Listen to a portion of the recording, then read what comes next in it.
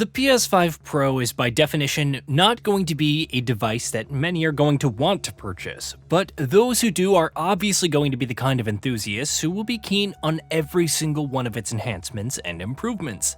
In the lead up to the console's launch in November, more tidbits on it and the enhancements that it will enable in a wide variety of games have continued to be shared by Sony and other publishers. And here, as we continue to count the days down to the PS5 Pro's release, we're going to look at a few more of those details.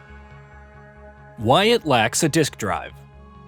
Since the outset of this console generation, Sony has been placing greater emphasis on doing down the all-digital path, and after having offered digital models with both the base PS5 and PS5 Slim with the PS5 Pro, the company is heading even further down that path, with the PS5 Pro not having a disk drive available at all.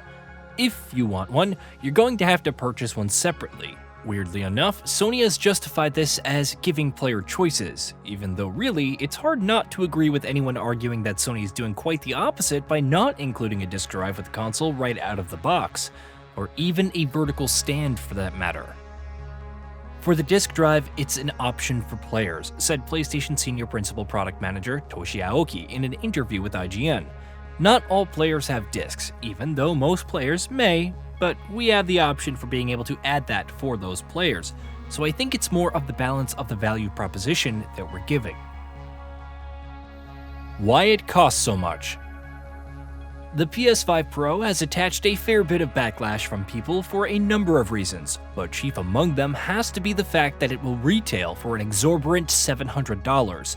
A price like that is going to be difficult to justify for any console, regardless of anything else. But when the console is a mid-gen refresh that many deem entirely unnecessary, it starts looking even more ridiculous. According to Sony, however, the price has been set with the target audience in mind, which, according to PlayStation's aforementioned Toshi Aoki, is going to be the most engaging part of the PlayStation audience anyway, which obviously makes a certain amount of sense. The technologies that we're putting in to deliver new experiences for game players, and also not just the technological differences but the SSD, the Wi-Fi 7, and the new technologies that surround gameplay as well, he said while speaking with IGN. So it's more of a full package that will give that exceptional value to the players, the most engaged players that we're targeting. Better cooling system. The PS5 Pro is going to be doing a lot more than the base PS5 on a hardware level. What with its enhanced CPU, ray tracing capabilities, PSSR enhancements, and what have you, which of course means that it will need a better cooling system than the base console in order to ensure it doesn't run too hot for its own good. According to Aoki, the PS5 Pro's cooling system is designed to make sure that it's at the same level as the PS5. You can see it later when you see the actual console. It is slightly bigger and has more vents so that we have more airflow. 40-50 enhanced titles at launch. Whether or not the PS5 Pro enabled enhancements that developers will be applying to their games will be worth the console's price of admission is a different discussion, but that there will be a good number of games featuring such enhancements when the console's release isn't in doubt. In fact, it's been confirmed that upon its launch on November 7th, there will be at least 40 to 50 games that will be officially PS5 Pro enhanced, from first-party titles like Marvel Spider-Man 2 and Horizon Forbidden West, to the third-party megatons like Alan Wake 2, Assassin's Creed Shadows, Diablo 4, and more. Dragon Age: The Veilguard. As probably the most recent major release at the time of the PS5 Pro's launch, Dragon Age: The Veilguard is likely to be one of the console's most prominent enhancement titles. BioWare has confirmed that the fantasy action RPG will feature a variety of technical improvements on the PS5 Pro, including improved resolutions and visual settings across both fidelity and performance modes, which, as previously confirmed, will run at 30 FPS and 60 FPS respectively.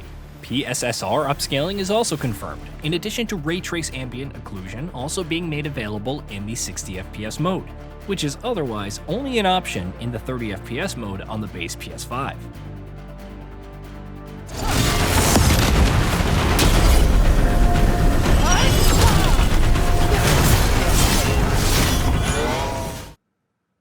Metal Gear Solid Delta Snake Eater. Though most of the titles confirmed for PS5 Pro thus far are ones that have already come out, there are a fair few that are still in the pipeline, and Metal Gear Solid Delta Snake Eater is probably one of the more prominent ones. We obviously don't yet know when the highly anticipated Stealth remakes will be releasing, but Konami has confirmed that the game will feature PSSR enhancements as well as improved frame rates on the Pro. Hopefully, specific details will be shared not long from now. Demon's Souls. Demon's Souls is one of several first-party titles confirmed to feature PS5 Pro enhancements upon the console's release, and though we haven't seen actual footage of it yet, based on impressions and details shared by The Verge, there's some impressive stuff to look forward to. Notably, the action RPG will run at PSSR upscaled 4K resolution at 60 FPS, while also touting improved draw distances, particle effects, and visual quality across the board. Frame rate dips apparently aren't totally non-existent, but the game does seem to have received some very visible upgrades. F124. F124 by its nature is the sort of game that already relies heavily on its technical accomplishments to immerse players in its authentic simulation, and it seems like it will tout some impressive PS5 Pro boosts. By default, it will run at a PSSR upscaled 4K, up from native 1440p at a locked 60 FPS, while a ray tracing mode will also be available with those same targets. On top of that, modes running the game at either 4K and 120 FPS or at 8K and 60 FPS will also be available for those who have compatible displays. The Last of Us Part 2 Remastered. As a remaster of a game that launched for the PS4, you might think that The Last of Us Part 2 Remastered might not have much to offer by the way of PS5 Pro enhancements, but as per a Digital Foundry analysis, that may not be the case. On paper, running at an upscaled 4K resolution from 1440p at a smooth 60 FPS, it already sounds like a great way to play an excellent game. But as per the aforementioned analysis, the game is also making impressive use of PSSR to add a great deal of detail to objects, environments, and more. Final Fantasy VII Rebirth. Another game that is seemingly benefiting quite a bit from PS5 Pro enhancements is Final Fantasy VII Rebirth. The action RPG definitely struggled a little bit from a technical perspective on the base PS5 when it launched earlier this year, with its performance mode in particular having received some criticism.